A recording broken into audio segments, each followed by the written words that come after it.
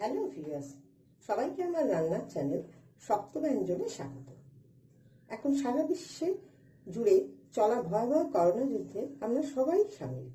Lockdown পরিস্থিতিতে ঘরে বসে ভালো মন্দ খাওয়াও এখন অমিল। ভালো ভালো রান্নার উপাদানেও এখন ঘাটতি। তাই আমি নিয়ে এসেছি কিছু সহজ রান্নার রেসিপি, যা অতি সহজেই অল্প উপাদানে সুস্বাদু করে তৈরি করা যায়। ট্রাই করুন, একটু মুখও পাল্টা। আজ আমি তৈরি করে দেখাবো।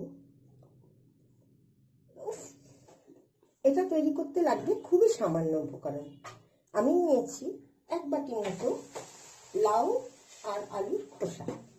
এখানে রয়েছে দেখছেন অল্প একটু পেঁয়াজ, এখানে একটু হলুদ গুঁড়ো অল্প, এখানে রয়েছে শুকনো লঙ্কা একটা ফাটানো, একটু সর্ষে আর একটু লঙ্কা গুঁড়ো, আর তেল নুন হলুদ যা লাগে সে তো লাগবেই। আর লাস্টে আমি একটু পোস্ত দিয়ে নামাবো। এবার এটাকে কিভাবে সুস্বাদু করে দাওটা হয় সেটা একটু ধৈর্য সহকারে শেষ পর্যন্ত দেখুন।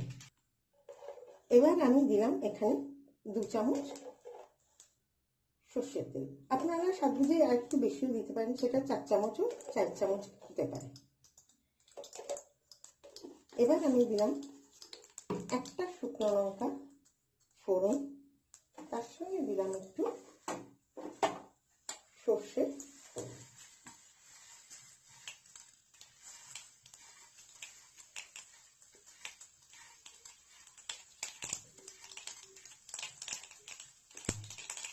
আর দিলাম কিছুটা কাঁচা পেঁয়াজ।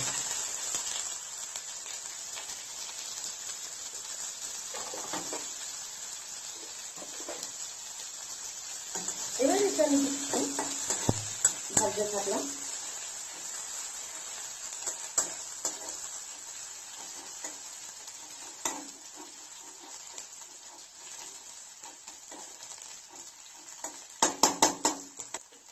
দেখুন খুব হালকা ব্রাউন হয়েছে। এবার আমি এই লাউ আর আলুর খোসাটা কড়াই দিয়ে দিলাম।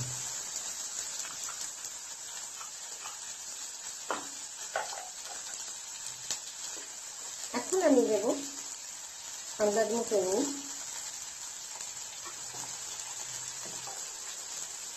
হলুদ গুঁড়ো,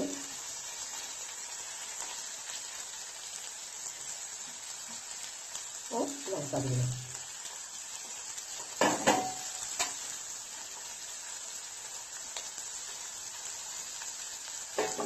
দিয়ে আমি জিনিসটাকে চাপিয়ে দিলাম।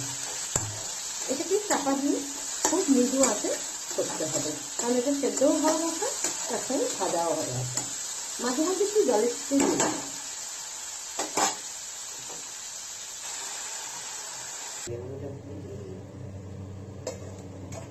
এবার মাঝে মাঝে এসে আমি একটু নাড়িয়ে যাচ্ছি আর ঢাকা চাপা দিয়ে যাব। তাতে কি হবে, এটা সুসিদ্ধও হবে, ভাজাটাও ভালো হবে।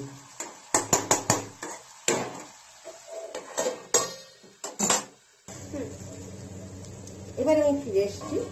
দেখুন এটা কিরকম সুন্দরভাবে ভাজা ভাজা হয়ে গেল। এখন আমি এতে মেশাবো একটু চিনি।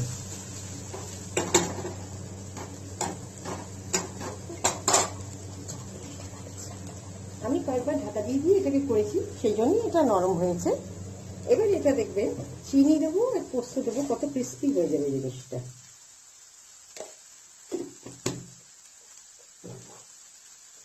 চিনি দিলাম। এবার আস্তে একটু বাড়িয়ে দেবো যাতে লালচে ভাব আসে। দেখুন জিনিসটা কিরকম লাল লাল হয়ে যাচ্ছে।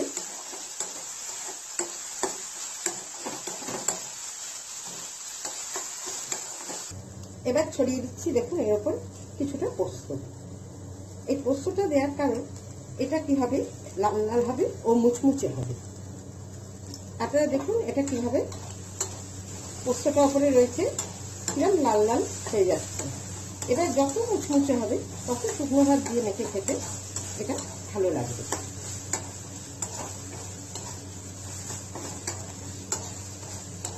দেখুন এই তালে হলো আমার রেসিপি।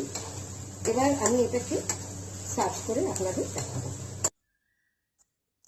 আমি পরিবেশন করার পর রান্নাটা এরকম দেখতে হয়েছে।